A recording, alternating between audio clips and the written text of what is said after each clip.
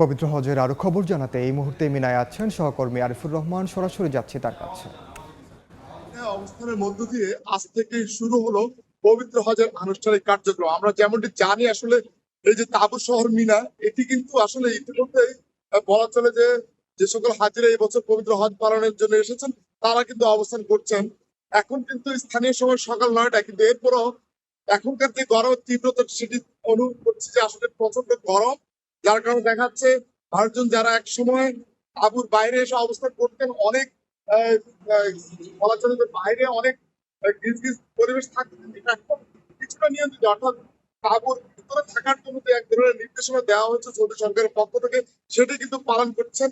যার কারণে অধিকাংশ মুসলিমরা কিন্তু তাদের যে নিজস্ব যে তাঁবু, সেই তাঁবুর ভিতরে অবস্থান করছেন। আমরা আসলে যেমনটি জানি যে আসলে পবিত্র হজের যে আনুষ্ঠানিক কার্যক্রম সেটি কিন্তু বলা চলছে এই মিনা অবস্থানের মধ্য দিয়ে শুরু হয়, এবং এই মিনা অবস্থানের মধ্য দিয়ে কিন্তু আজকের যে হজের আনুষ্ঠানিক কার্যক্রম সেটি কিন্তু শুরু হলো। আমরা জানি যে আসলে আজকে এই দিনে হাজিরা কিন্তু এই মিনায় অবস্থান করবেন, অর্থাৎ আগামীকাল সূর্যাস্তের পরপরই আগামীকাল সূর্যোদয়ের পরে তারা কিন্তু আবার সেই বিখ্যাত ঐতিহাসিক স্থান অর্থাৎ আরাফাত যে ময়দান, সেই ময়দানের উদ্দেশ্যে কিন্তু তারা রওনা করবেন।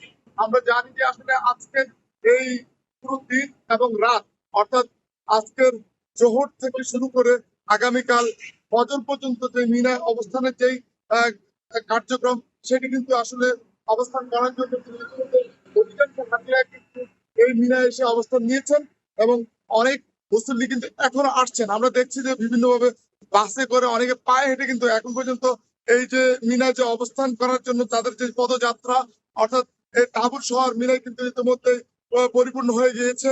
এবং সেই ক্ষেত্রে যে হজের যেই কার্যক্রম, সেই কার্যক্রম অনুযায়ী তারা কিন্তু এখন এখানে এসে ইবাদত বন্দেগীতে মূলত তাদের সময় অতিবাহিত করছে। তো পবিত্র হজ নিয়ে মিনা থেকে এই ছিল আমার কাছে সব শেষ। সরাসরি যুক্ত ছিলাম সৌদি আরবের মিনায়।